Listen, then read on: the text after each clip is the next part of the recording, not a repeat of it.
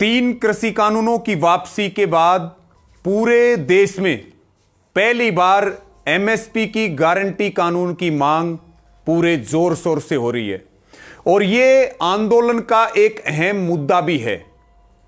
अहम मुद्दा है कि सरकार एमएसपी पर वैधानिक कानून बनाए। जब देश के प्रधानमंत्री यह बात कहते हैं कि एमएसपी थी, एमएसपी है और एमएसपी रहेगी, तो उसके बाद सरकार को कानून बनाने में दिक्कत क्या है? आपने तमाम केंद्र सरकार के और राज्यों में बीजेपी सरकार में बैठे हुए लोगों से यह बात सुनी है कि किसान की फसल चाहे वो रबी की हो चाहे खरीफ की हो, हम एमएसपी से ऊपर खरीदते हैं। तो जब एमएसपी थी, है और रहेगी और सरकार के लोग कह रहे हैं कि हम एमएसपी से ऊपर खरीदते हैं, तो फिर इनको एमएसपी का कानून बनाने में दिक्कत क्या है? साथियों, देश के प्रधानमंत्री मोदी जी, आपको ध्यान होगा कि वो चुनावों में कहा करते थे कि C2+50 के हिसाब से लागत का 1.5 गुना किसान को एमएसपी मिलना चाहिए। और प्रधानमंत्री जी ये बात भी कहते थे कि 2022 में किसानों की आय दुगनी होगी। केवल 25-26 दिन बचे हैं। किसान ये भी इंतजार कर रहे हैं कि आखिर 1 जनवरी को किसानों की आय दुगनी कैसे होगी। और जो बात प्रधानमंत्री जी चुनाव में कहते थे, तमाम उनके वीडियो और बयान सोशल मीडिया पे हैं। जो बात प्रधानमंत्री बोलते थे, हम उसी के ऊपर गारंटी कानून की मांग कर रहे हैं। साथियों, गुजरात के मुख्यमंत्री होते हुए सेंट्रल सरकार में एक कमेटी के चेयरमैन होते हुए नरेंद्र मोदी जी ने एमएसपी की पैरवी की, एमएसपी के कानून की पैरवी की। एमएसपी ना मिलने के कारण आजादी से लेकर के और अब तक सरकारी आंकड़ों के अनुसार भारत के किसानों को 45 लाख करोड़ रुपए का नुकसान हुआ, जबकि कुल कर्ज भारत के किसानों पर राज्य और केंद्र का 10 लाख करोड़ रुपए है। हमारी जो मांग है एमएसपी को लेकर के, हम चाहते हैं कि चाहे वो पोल्ट्री फार्म हो, चाहे वो फल और सब्जियां हो, अन्न और दूध हो, सबके ऊपर एमएसपी का गारंटी कानून बने। साथियों, हर चीज दुनिया में मैक्सिमम रिटेल प्राइस एमआरपी पे बिकती है। किसान केवल एमएसपी, न्यूनतम समर्थन मूल्य की मांग कर रहा है। अगर किसान की जेब में एमएसपी का कानून बनने से 1 लाख रुपए ज्यादा आएगा, तो किसान की डिमांड बढ़ेगी, मांग बढ़ेगी, और मांग बढ़ेगी तो प्रोडक्शन, उत्पादन बढ़ेगा, उससे रोजगार मिलेंगे।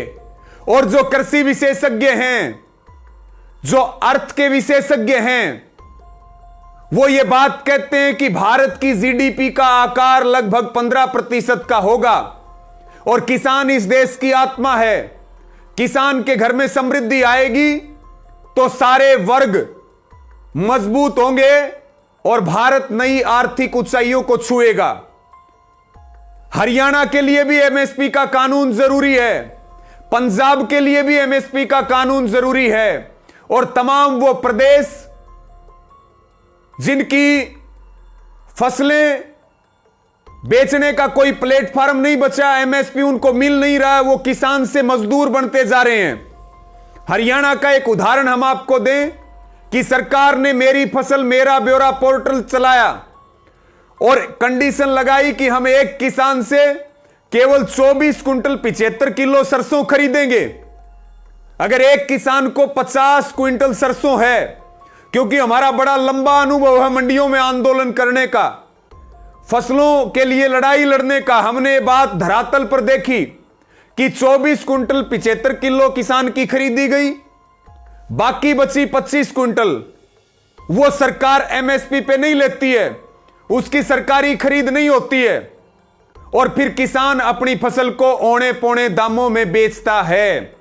हमारी इस कानून में मांग है कि C2+50 के हिसाब से किसान की सारी फसल खरीदी जाए और उसके भुगतान की गारंटी हो, और जो MSP से नीचे खरीदे वो दंडनीय अपराध हो, उसमें जुर्माना, लाइसेंस को रद्द करना और उसमें सजा का प्रावधान होना चाहिए।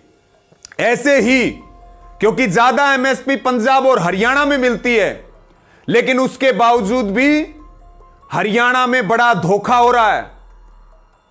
क्योंकि आपने बाजरे की फसल में देखा, भावांतर भरपाई योजना में 600 रुपए के नाम पे बाजरे से कपास कर दिया गया पोर्टल पे। वो भी एक घोटाला अलग से है, समय लगने पर उस घोटाले की परत भी खोलेंगे। लेकिन किसान को एक एक एकड़ पे अगर हम भावांतर भरपाई के 600 रुपए मान लें, तो भी एक एक किसान को 400 से लेकर के 600, 700, 800 रुपए का बाजरे में प्रति एकड़ उसको नुकसान हुआ। उसने औने पौने दामों में अपना बाजरा बेचा है। साथियों, मेरी सबसे यही अपील है, देश में एक माहौल बना है और MSP का गारंटी कानून बने। MSP को लेकर के बीजेपी की IT सेल और बीजेपी वाले तरह तरह की अफवाहें फैला रहे हैं कि कानून तो बन ही नहीं सकता, कानून बनेगा तो आर्थिक बोझ बढ़ जाएगा देश पे, देश कंगाल हो जाएगा। हम उनको यह बात कहना चाहते हैं, किसान को कुछ देने से देश कंगाल नहीं होता, देश समृद्ध होता है। और आपकी नीयत अगर ठीक हो, आपकी सोच ठीक हो, तो MSP का कानून कैसे बनेगा, यह बात टेबल पे हम आपको समझा सकते हैं।